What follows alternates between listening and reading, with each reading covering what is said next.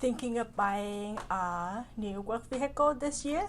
The big beautiful tax bill just changed how much you can deduct and when, from bonus depreciation to electric vehicle credit.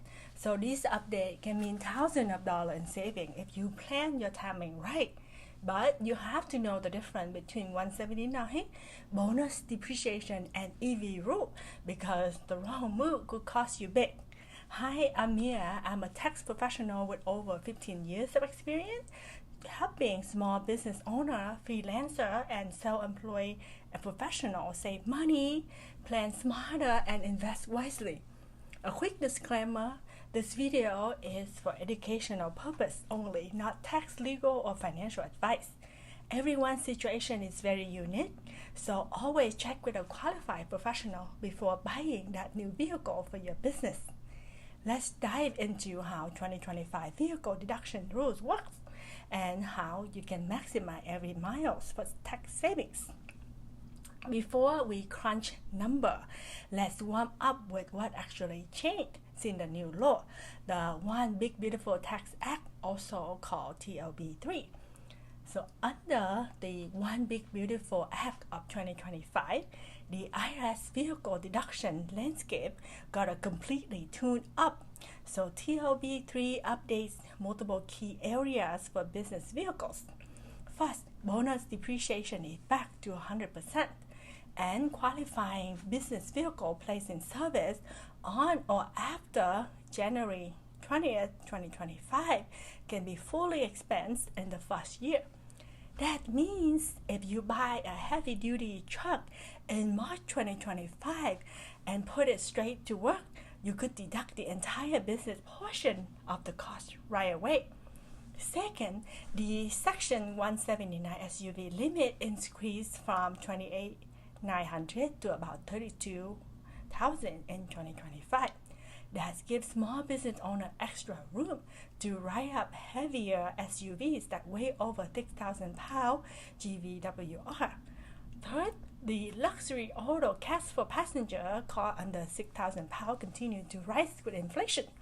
You will still depreciate those costs over 5 years, but the annual cap are just a bit higher than last year. Fourth, the commercial clean vehicle credit continued through September 30th, 2025, worth up to $7,500 for light-duty EVs or $40,000 for larger commercial vehicles. After that date, though, the credit ends. And finally, the personal clean vehicle credit phased out completely after September 30th, 2025. So, if you are planning a dual-use vehicle, part business, part personal, timing really matters. Together, the change reward business owners who invest in newer, cleaner, and more efficient vehicles while preserving flexibility for traditional trucks and vans. Now that you know the high-level updates, let's talk about why this matters so much for your bottom line. Vehicles are one of the biggest and most misunderstood deductions on a small business return. A well-timed purchase can generate a huge deduction and save thousands in taxes. A poorly planned one can leave money on the table and even trigger an audit. TOB3 gives you the flexibility to choose between full expensing of Section 179 or spread costs through depreciation or stacking credit like the EV incentive. But the key is the documenting business use correctly. If you want to follow along with real numbers, grab my free sample worksheet link below. It will help you estimate your write-up while we talk.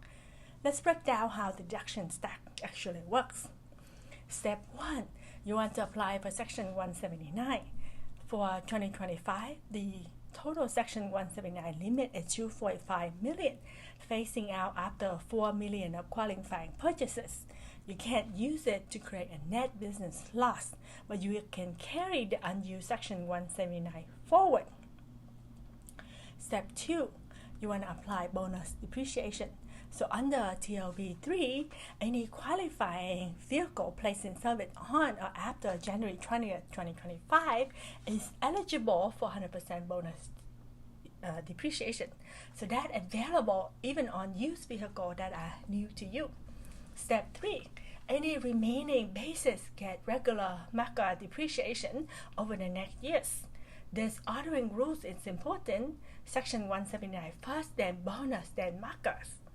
To make this real, let's walk through a few quick examples. Example number 1, a contractor buys an 80K heavy-duty pickup, 100% business use. It weighs over 6,000 pounds, so it qualifies for full Section 179. So they deducted the entire 80K in 2025. Example 2, a consultant buys a 75K SUV, weighs 7,200 pounds, and use it 90% for business.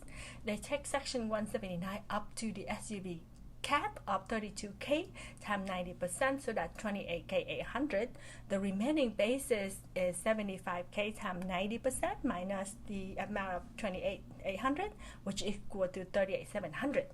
Bonus depreciation writes off that 38,700 in the same year.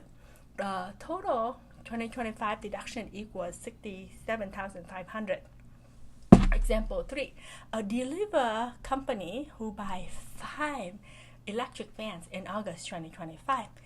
Each costs 120K and qualify for a 40K commercial EV credit.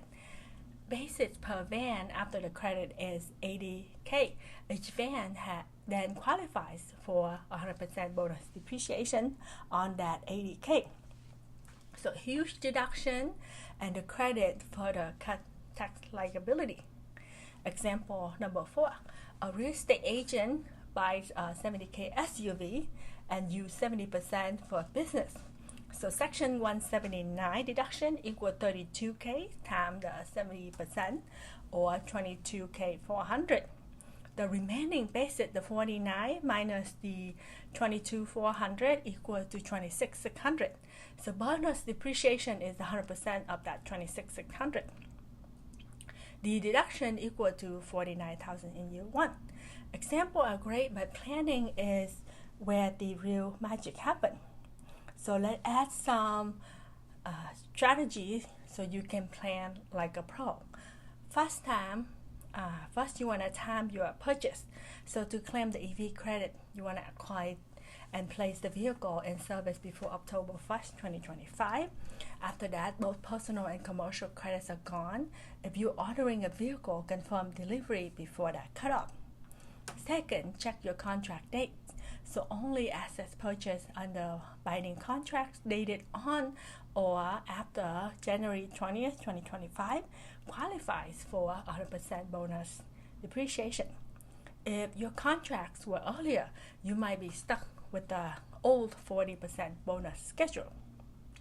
Third, balance the Section 179 and bonus. Use Section 179 for assets that don't qualify for bonus, like certain software or improvements, and use bonus for vehicles to maximize first-year expensing.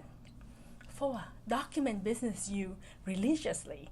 Keep a contemporaneous mileage log, cash receipts, service records, and appointment logs.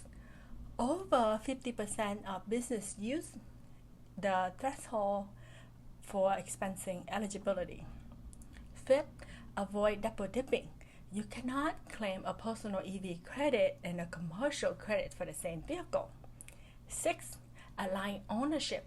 So title, loan, and insurance should all be in the business name if you plan to deduct it as a business asset.